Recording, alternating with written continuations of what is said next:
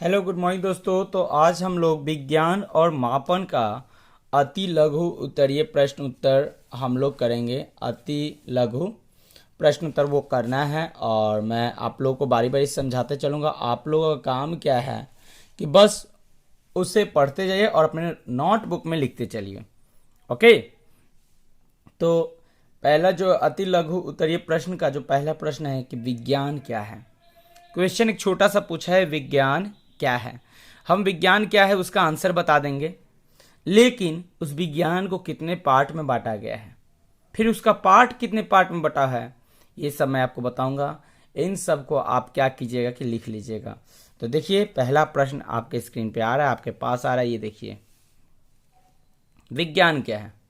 विज्ञान क्या हो गया, आप हेडिंग दे के लिख दीजिए अति लघु उत्तरीय प्रश्न।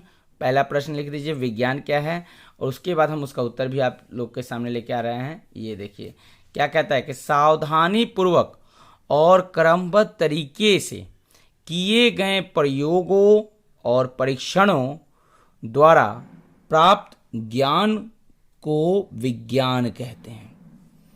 विज्ञान किसको कहते हैं, तो भाई सावधानी पूर्वक और क्रमबद्ध। ये क्रमबद्ध जो कह रहे हैं ना, क्रमबद्ध, ये क्रमबद्ध।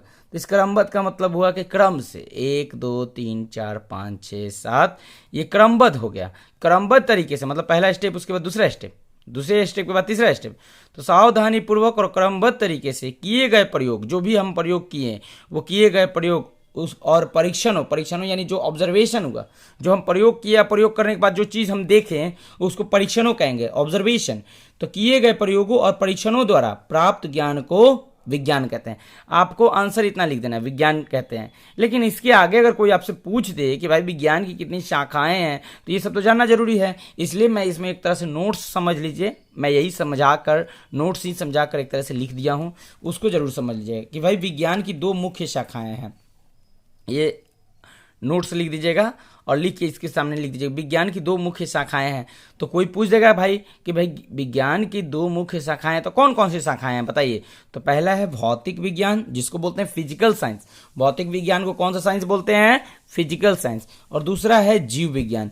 जीव विज्ञान को कौन सा साइंस बोलते हैं, लाइफ साइंस। जीव विज्ञान को कौन सा साइंस बोलते हैं इंग्लिश में, जीव विज्ञान को इंग्लिश में क्या बोलते हैं, लाइफ साइंस।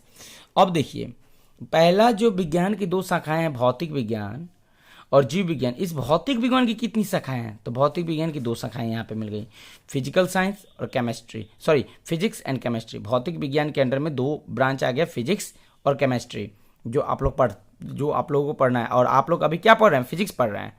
फिर एक वीडियो हमारा केमिस्ट्री का भी बना हुआ है, और भी हम उसमें बना कर लेकर आएंगे। तो फिजिक्स हो गया और केमिस्ट्री हो गया। दूसरा पढ़ना है आप लोगों को जीव विज्ञान। तो जीव विज्ञान की भी 2 शाखाएं हैं।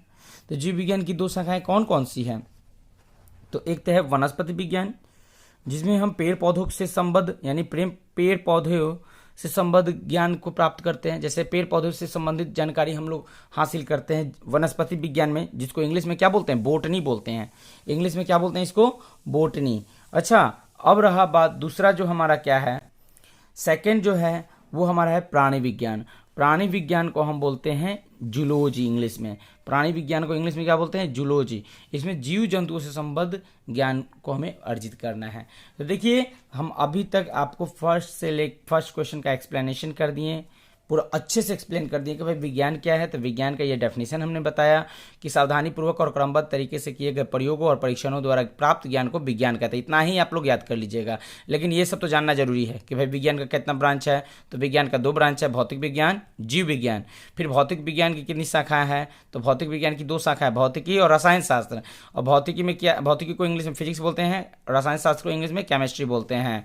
फिर जीव विज्ञान की कितनी शाखा है, तो जीव विज्ञान की 2 शाखा है, वनस्पति विज्ञान, जिसमें पेड़ पौधों से संबंधित ज्ञान हमें अर्जित करना है, जिसमें पेड़ पौधों से संबंधित हम लोग पढ़ते हैं। और दूसरा है प्राणी विज्ञान, जिसको बोलते हैं जीव विज्ञान, प्राणी विज्ञान, जिसको इंग्लिश में बोलते हैं जूलॉजी। उसमें जीव जंतुओं से संबंध ज्ञान आपको प्राप्त करना है। तो ये हमारा फर्स्ट क्वेश्चन हो गया। अब हम आते हैं सेकेंड क्वेश्चन पे।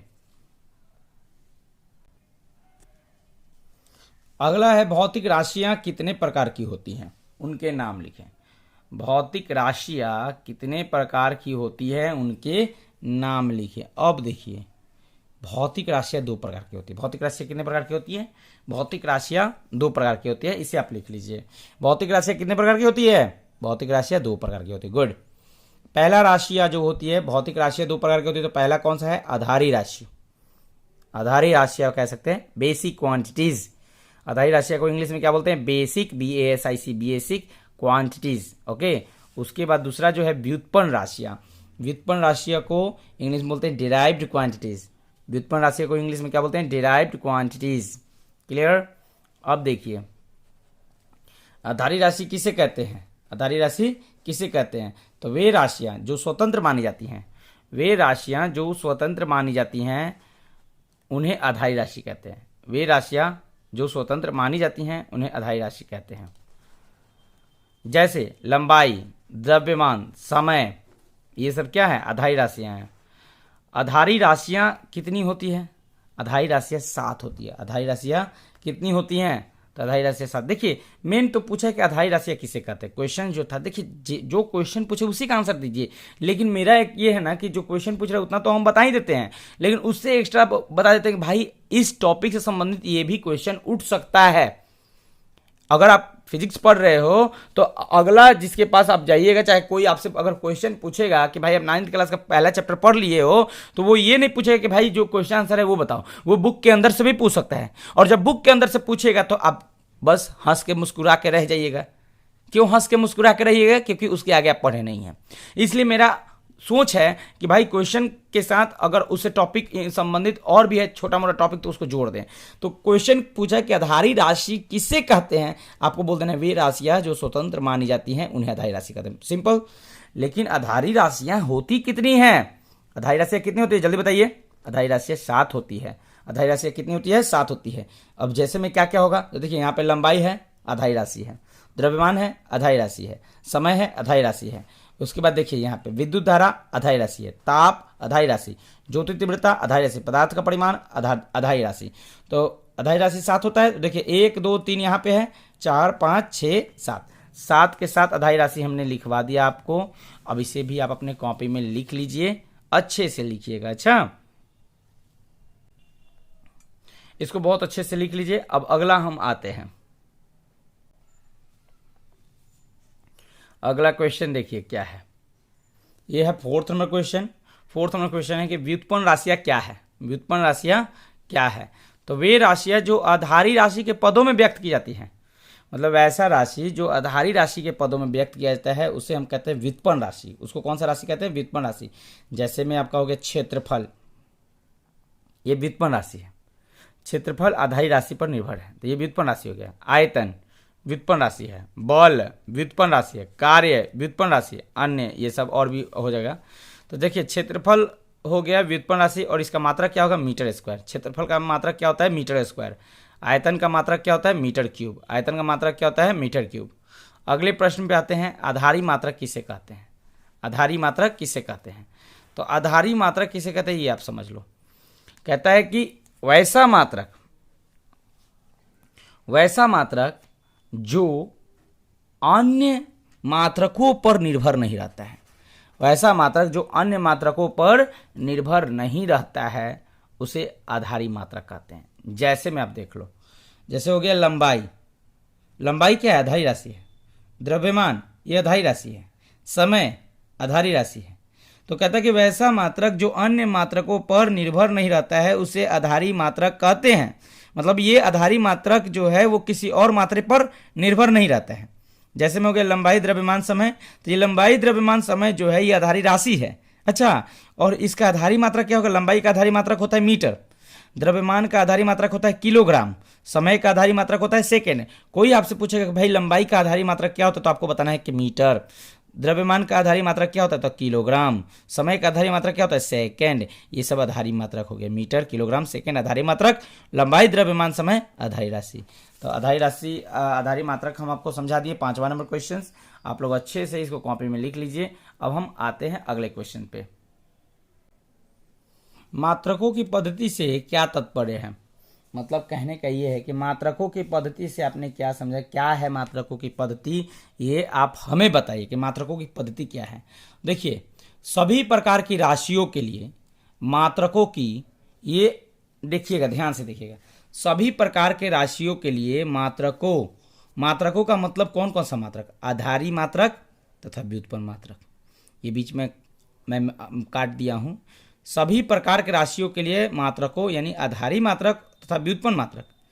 तो सभी प्रकार के राशियों के लिए मात्रकों के पूरे समूह को, मतलब जितना प्रकार का राशि है उन सबको मात्रकों का समूह को, पूरे समूह को मात्रकों की पद्धति कहते हैं। उसके समूह को क्या कहते हैं, मात्रकों की पद्धति कहते हैं। उसके समूह को क्या कहते हैं, मात्रकों की पद्धति कहते हैं। जो इसी समय आप लोगों को याद हो जाएगा, थोड़ा सा आप लोग दिमाग लगा दोगे तो पक्का मैं कहता हूँ, चैलेंज दे रहा हूँ आपको कि आप इसी समय याद कर लीजिएगा। देखिए कैसे याद करना है कि भाई सभी प्रकार की राशियों के लिए, मतलब जितना प्रकार का राशि है उन सब राशियों के लिए मात्रकों के पूरे समूह को मात्रकों की पद्धति कहते हैं। मात्रकों का मतलब आधारी मात्रक और व्युत्पन्न मात्रक, यही दोनों मात्रक। इसके पूरे समूह को मात्रकों की पद्धति कहते हैं। अब मात्रकों की पद्धति कौन कौन सी है भाई, एफपीएस है।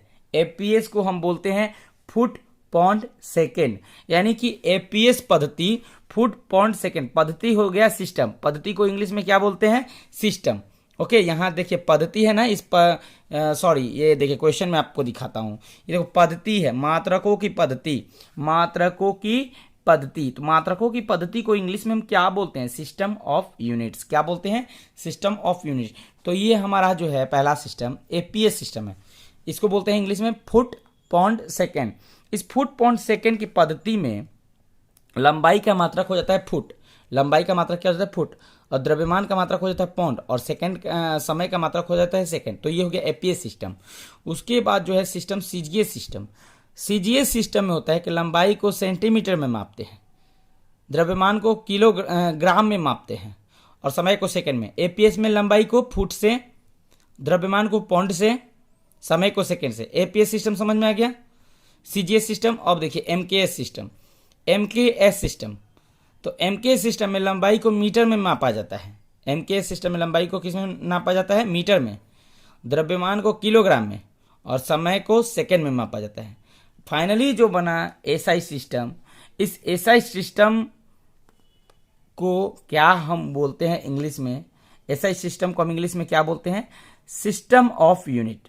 एसआई सिस्टम को हम क्या बोलते हैं इंग्लिश में, सिस्टम ऑफ यूनिट। तो ये हमारा फाइनली फोर्थ नंबर जो पॉइंट है ये एसआई सिस्टम है। अब देखिए ये fourth number point SI system बहुत इंपॉर्टेंट पॉइंट है। इससे संबंधित भी हम लोग एक अलग से वीडियो बनाएंगे कि एसआई सिस्टम, अगला जो वीडियो होगा ना उसमें हम लोग एसआई सिस्टम के बारे में कुछ बता दूंगा। अच्छा, मैं भी मैं आपको इसी समय बता दूँ, इस समय नहीं, अगले वीडियो में एसआई सिस्टम के बारे में एक्सप्लेन करके बताऊंगा बहुत अच्छे से। एसआई सिस्टम को ऐसे इंग्लिश में क्या बोलते हैं, क्या बोलते हैं ज़्यादा बता दीजिए एक बार। अभी मैं कुछ देर पहले बताया था, system of unit. SI system को इंग्लिश में क्या बोलते हैं, सिस्टम ऑफ यूनिट। और यही हर जगह लगता है। ये APS system, CGS system, MKS system कहीं भी नहीं लगता है, एसआई सिस्टम ही लगता है। अच्छा, इसको आप अपने माइंड में सेट कर लीजिए। एसआई सिस्टम का ही प्रयोग किसी भी चीज़ को मापने में हम लोग करते हैं। अच्छा, और पूरे जगह। चलिए, तो अब से हम लेते हैं इजाज़त, फिर अगला वीडियो लेके आएंगे, उसमें 7th 8th 9th 10th का वीडियो होगा, और आगे दीर्घ लघु उत्तरीय होगा, दीर्घ उत्तरीय सारा अगले वीडियो में होगा। Bye bye, good bye.